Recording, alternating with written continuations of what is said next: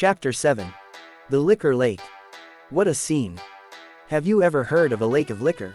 Even if you have you ever heard of someone swimming in it, or someone sleeping in it? That was the scene the Lankan soldiers witnessed upon reaching there. Floating on the lake of liquor was the mighty son of Prahasta, named Jambumali. They were totally flabbergasted to see him so casually floating in the liquor lake in his slumber. Occasionally, he would wake up, dip a glass into the lake, drink it and immerse himself into the liquor lake.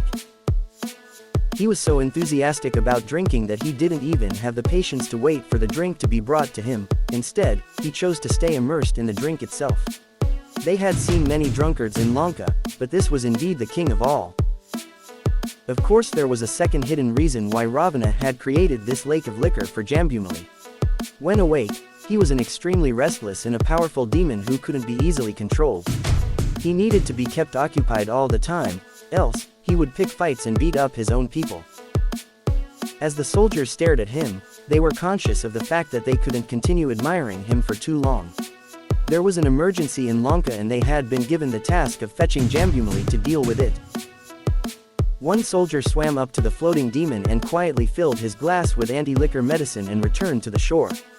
They waited patiently for him to get up for his next dose of liquor. He woke up sooner than expected and unwittingly drank the contents of his glass. In a few seconds, the anti-liquor medicine began to stir up his insides and he woke up abruptly. He began to thrash around violently, knowing full well that he had been tricked. He swam towards the shore and he was furious with the troop of Lankan soldiers. Though the soldiers were trembling with fear, they decided to speak bravely. Before he began to beat them up, one of the soldiers managed to narrate the emergency in Lanka. The king is anxious. This piece of information was enough to stop him in his tracks and think. He realized that the situation was graver than he had expected. He moved at a quick pace to Ravana's courtroom. "Why have you brought me down from paradise? It had better be a good reason." Jambumali's voice, though arrogant, was extremely powerful. Ravana hated the tone with which he spoke, but there was no option but to tolerate. He was aware of Jambumali's power. There were times when nothing else and no one else worked like him. This was one such time. "There is a tough fight waiting for you," Ravana said. "Whom do you want me to fight against this time? Is it Indra or Agni?" Jambumali was excited at the proposal of a good fight. "A monkey," Ravana said with concern in his voice. "What nonsense. I am going back to sleep. Send one of your tiny soldiers to deal with a nuisance monkey." "I am going back." The Ashok Vatika has been destroyed. There was not just concern but great helplessness on Ravana's face as the mighty king spoke about his favorite and heavily secured garden being demolished. "He is not an ordinary monkey. He has already destroyed hundreds of our soldiers. He has to be stopped now." Jambumali stopped in his tracks and agreed to take on the task. Ravana sent along with him 80,000 soldiers to assist him. Initially, Jambumali felt that he didn't need any assistance and that it was below his dignity to accept help. But, on Ravana's insistence, he reluctantly agreed. When the army reached the borders of Ashok Vatika, they saw something amazing. On the topmost dome of a palace sat a colossal monkey, munching away on fruits.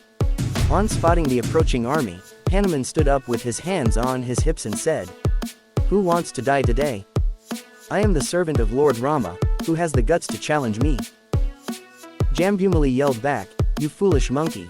Don't you know where you are standing? You are in the abode of the mighty Ravana. The demigods are cutting vegetables in the kitchen. The Navagrahas, 9 planets that decide ordinary people's destiny, are fated to serve Ravana as footholds to his throne. My father, Prahasta, eats giant mountains and digests them like peanuts." Hanuman took his words very lightly. All that was in the past. The present is me. Look at the state of Lanka. I have destroyed all your beautiful gardens. Jambumali was so furious with Hanuman's words that he began to shoot arrows at him. Hanuman jumped off the palace and landed next to a tree. He uprooted it and hurled it towards the demon. Soon, a volley of rocks and trees followed. Jambumali shot down the rustic weapons deftly with his sharp arrows. He followed it up by attacking Hanuman with deadly missiles. Hanuman laughed at his useless shower of arrows. He caught the missiles and flung them back on his army, and some he simply deflected with a slap as they turned around and rained on the Lankan soldiers. When Jambumali realized that his weapons were useless in front of Hanuman, he decided to resort to magic. He closed his eyes and grew in size. He grew so big that Hanuman was only up to his knees. With renewed confidence that he could now crush the monkey, Jambumali opened his eyes. All he could see was a couple of rounded walls right in front of his eyes. What was that? He had never seen anything like this. He was so confused that he began to look all around. Suddenly, he heard a booming voice high above him. He strained his neck up. He was shocked. Hanuman was staring down at him. The round objects that reached his eye level were Hanuman's knees. Even though he had grown big, Hanuman had grown much bigger than he could have imagined. He couldn't grow any bigger now. He realized that his individual power was failing in front of Hanuman. He decided to rally the collective power of 80,000 soldiers at once. He looked back to direct his army. Another surprise awaited him. Where was his army? A huge mountain was standing in the place where Ravana's army had been stationed earlier. It was clear that Hanuman had not just grown to a massive height in these few minutes, but he had also lifted an entire mountain and smashed all the 80,000 soldiers under its weight in a flash. Everything had happened so quickly that it seemed the army had not had any opportunity to react and save their lives. Hanuman mocked at the shocked demon. "My dear Jambu, what will you do now? Will you take shelter at my feet?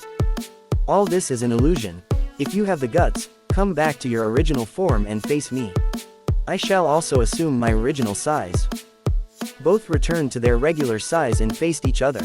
Hanuman began to walk around Jambumali, who had to keep whirling around to face him. He said, "Jambu, these are the last 3 minutes of your life. I have a pious suggestion for you. I can teach you a special mantra which is very small and very easy. It's just 2 syllables. This mantra will completely undo all the sins that you have committed in this lifetime and many more. Not only that, if you chant this mantra while dying, you shall reach the highest destination possible. Chant after me, Rama, Rama." Jambumali was quite surprised at the turn of events. He said, "What nonsense is this? I have not come to learn mantras from a monkey. I have come to kill you." Hanuman was too casual about the whole thing. "That you cannot do, anyway, might as well learn this mantra." This was too much for Jambumali's ego. No one had ever taken him so lightly. He rushed towards Hanuman and jumped on him. Hanuman dug his index finger into his navel, and effortlessly picked him up with just one finger. He lifted him all the way up, above his head, and spun him around on his single finger. After spinning him forcefully at high speed, Hanuman flung him aside, pushing all his internal organs out through his mouth, leading to a miserable death. R-A-M-A, R-A-M-A, R-A-M-A. Hanuman continued chanting and walked away. For a vain student, facing up to a mistake feels like bearing down on the ego. The greatest blessing. Today was a day of action. With one call of Sugriva, millions of monkeys from the world over had assembled. The task had been clearly explained to them. Find Sita. No one had any idea where she could be. Except that she was kidnapped, and some animals had indicated that it could be the southern direction. But that didn't mean anything. A flying machine could be maneuvered in any direction. Venturing south could have easily been a ploy to fool the chance observers. There was an air of excitement across the ranks of the monkey army. Not only because they were to be a part of something interesting, but more so because this was an opportunity to serve someone as illustrious as Lord Rama, the Sun Prince. Even within such a short span of time, each monkey in the army had developed immense love and appreciation for him. When they were told that Lord Rama would individually meet them before venturing out, their excitement knew no bounds. Probably, for the first time in their lives, the monkeys were receiving so much respect and trust from the human society. Moreover, this was not just anyone in the human society, but the most respectable soul. They were clearly grateful. They lined up to meet Lord Rama. Each monkey got to be in the presence of Lord Rama for a few seconds and receive his blessings and grace. Though it was for a very short period, it was a very fulfilling experience for the monkeys. At the end of the long winding line, Hanuman was standing meekly. Time and again, Lord Rama's eyes were searching out for him. Finally, when Hanuman's turn came, Lord Rama was very happy, but at the same time he wanted to test his dear servant. "Where have you been all this while? I have been waiting to see you." Hanuman rushed forward and bent low, holding Lord Rama's feet. Lord Rama in turn bent down and touched his shoulders to lift him up.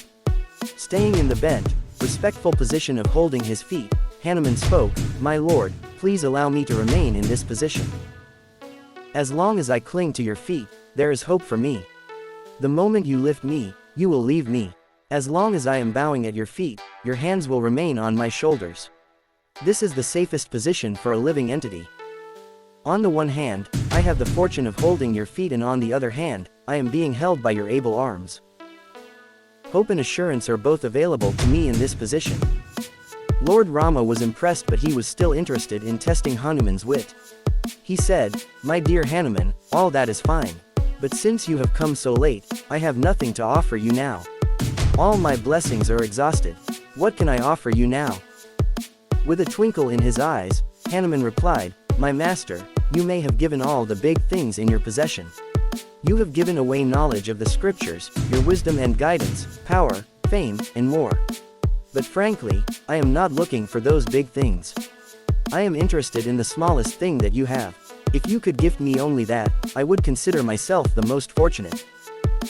Lord Rama was intrigued by this request. What did he have which he hadn't yet given away? Moreover, what was the smallest thing in his possession? Reading confusion on Lord Rama's face, Hanuman smiled. "My lord, you yourself had told Lord Parashurama that the smallest thing in your possession is your name Rama. Please give me your small name." Hanuman was delighted as he spoke these words. He continued, "Though your name is the smallest possession you have, still it contains the entire Brahmanda universe." Lord Rama was thrilled with Hanuman's explanation and impressed by his profound wisdom in winning hearts. With tears in his eyes, Lord Rama embraced Hanuman. There was nothing to be spoken. Hanuman had said it all. From then on, Lord Rama's name was owned by one person, Hanuman. Just like the smallest seeds may contain the biggest trees, the smallest truths contain the greatest secrets. Chapter 8 will be coming soon.